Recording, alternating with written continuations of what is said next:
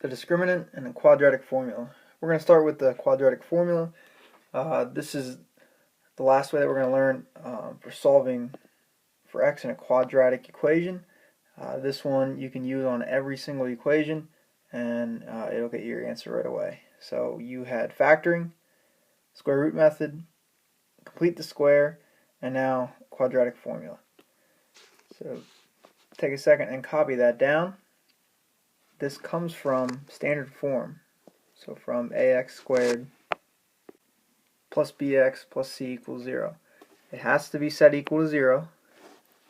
So if it's not, then you have to reorganize the equation so that way everything's on the same side. That way you can pull your a, your b, and your c and plug it directly into this formula. So we're going to give out the quadratic formula for this equation here. It would definitely help if you had the formula close by, so that way you can use it to help you until you get a good idea of what the formula is. So we need to know our a, b, and c's, and we're just going to plug these right into the formula. That'll give us our two different x answers. So here I just plugged everything into the formula. Everything that you see in red is from our a, b, and c from right here. Taking it right from the standard form. So now it'd be best to start with this, but a lot of calculator work here.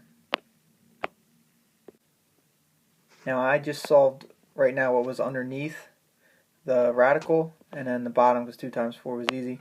I want to write this for a reason that's going to play a factor later on. So I just cleaned up the square root, and now remember that this right here is 2 different answers, and they're all real numbers. They all, none of them have a radical, so we can actually solve this. So negative 8 plus 4 over 8, well, that's negative 1/2. And negative 8 minus 4 over 8, well, that's negative 3/2. So we have our answers here, our 2 different x's. And we're going to do 2 more examples that are very similar, and the things that are going to be different are types of answers. Whenever you're working with quadratic formula, you're going to get 3 types of answers: real answers, imaginary answers, and then real answers but only one. Here we have 2. So we're going to see all 3 of those, and that's going to play a big factor with the next thing we're going to learn, which is the discriminant. For number 2 here, it'd probably be easier to actually factor this, and I'm going to show you that, which you don't have to write down, but then we're going to go through the formula so we can see how the formula works as well. So if I factored this, what multiplies the positive 4 but adds the negative 4? Well, that's minus 2 minus 2, negative 2, negative 2. So this is the same thing as x minus 2 squared equals 0. So that means we can make x minus 2 equals 0. So x equals 2. We only get one answer here. So now we're going to do the formula, and we're going to see that it will just match up with this. So I have the formula top right here, and then I wrote down the a, b, and c. Now it's time to plug it in. So I have everything plugged in. Please notice how I have the negative 4 in parentheses, so that way it becomes negative 4 times negative 4. Again, I'm writing this part out for a reason, and as you can see, it's going to be the square root of 0, and that's why we end up with only one answer. So if I take the square root of 0, it's just going to be 0, so 4 is being added or subtracted by nothing, so really we just have 4 over 2, which is 2, so our answer is only 2. So one of these we end up with 2 real answers. Another one we end up with 1 real answer. And our last one we're going to end up with imaginary numbers. So I have my formula, and I have a, b, and c ready to plug in. So everything's plugged in. I cleaned up just the thing underneath the square root. And as you can see, it's a negative, so that's where we end up getting an imaginary number.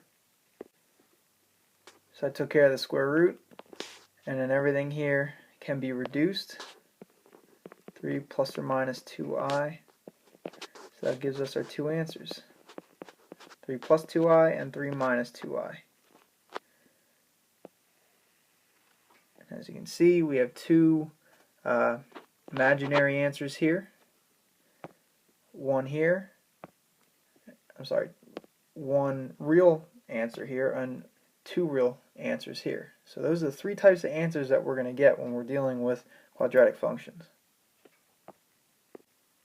So what I bring up what type of answers we get with the real and the imaginary, it's because this next part, the discriminant, is just the part that's underneath the square root of that formula. So if you can do the quadratic formula, then you can do the discriminant. So I'm going to use the exact same equations from before. We're just going to do the discriminant part of it and talk about what that means.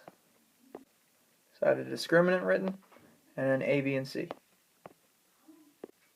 So I plug everything into the discriminant, and we already know this equals 16.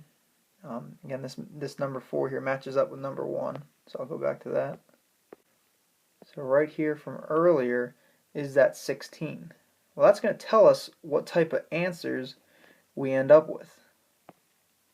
What I mean by that, since this is a positive number, as long as it's positive, we're going to end up with two real answers. So this two real answers, that's the nature of the roots, this part right here. So based off the discriminant, we can tell what type of answers we're going to get, which can be helpful. You can find this, and when you do the quadratic formula, or when you solve a quadratic equation, you can use that to help you and make sure that you did end up with the two real answers. Number 5 here matches up with 2 from earlier. So I'm just plugging into the discriminant, and we end up with 0. So it's neither positive or negative, but it's 0. And as you can see here, it was underneath the radical, it's just 0, and that's how we end up with just one answer, this being our only answer. So this means one real answer. And it's one real answer, and what that really is it's actually two of the same exact answer. So if you recall from number 2, when we factored it, we had x minus 2 squared. Well, that means x equals 2, and then x equals 2 as well once we set that equal to 0. So they're the same answer. So that's why it's only one real answer, because of the discriminant being 0. And number 6 here matches up with number 3. I have my A, B, and C. I'm going to plug it right in. So I plug it in, and if you recall, it equals a negative 16. And as you can see from earlier, from number 3, we get a radical with a negative 16 underneath it. That's what gives us the imaginary number, and that's how we end up with our two imaginary answers. So again, the three types that you're going to get, types of answers: two imaginary answers, one real answer, and two real answers.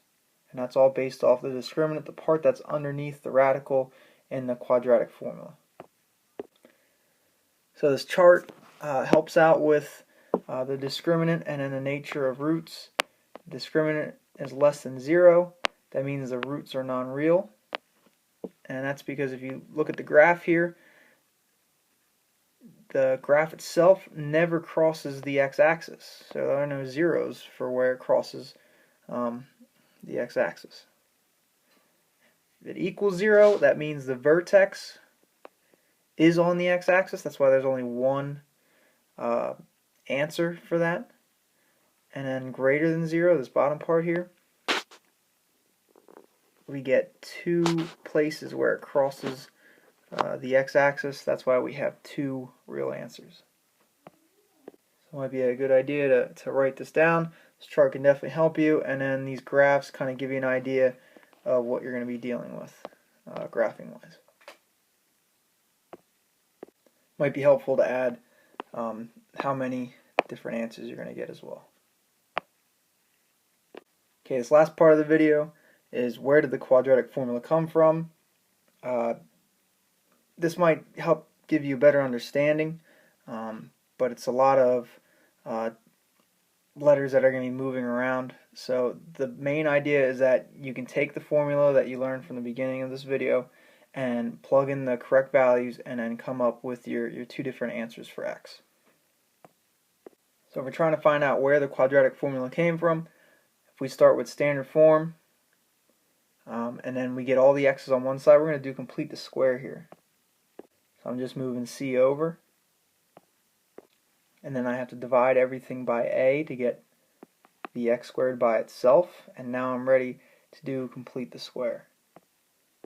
So I'm going to add half of this middle term and square it, and add that to both sides. So I'm adding b over 2a, because that is half of this. I'm squaring it and adding that to the other side as well. Whatever I do to one side, I have to do to the other. Since I now have a perfect square on the left side, I can write it out as x plus b over 2a squared equals, and then I'm going to clean this up over here. So all I did was square the fraction here. Now I got this part right here to have matching denominators with this here. So I just multiplied top and bottom by 4a. So now they have common denominators. Now we can actually add this part here. So I just rewrote it again so I have more room. Now we have common denominators, so we can go ahead and add the right side of the equation here. So I have a common denominator of 4a squared, and I could add the top and just make it negative 4ac plus b squared, but I'm going to switch it so that way the positive b squared is in front, and I get the b squared minus 4ac, and this should look familiar. That is the discriminant, but we're almost there. Since I have this all cleaned up now, I can go ahead and take the square root of each side.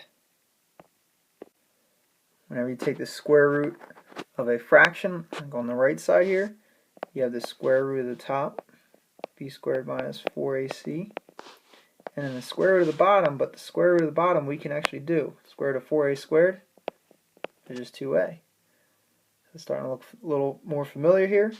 So now we'd subtract the b over 2a from this side. And I almost forgot, when we take square roots, we need our plus or minus. But now I'm bringing over this b over 2a plus or minus the square root of b squared minus 4ac over 2a. We have common denominators, so now we can just put the tops together and put it over those same denominators. And there you have it. Quadratic formula. That is how they came up with this. That's how we are able to solve for x when we start with an equation in standard form. So hopefully you got something out of this part, but remember the most important part is that you understand what the discriminant is, and also how to use this formula to get these types of answers. Either this answer, that answer, or the two real answers. If you have any questions, please let me know.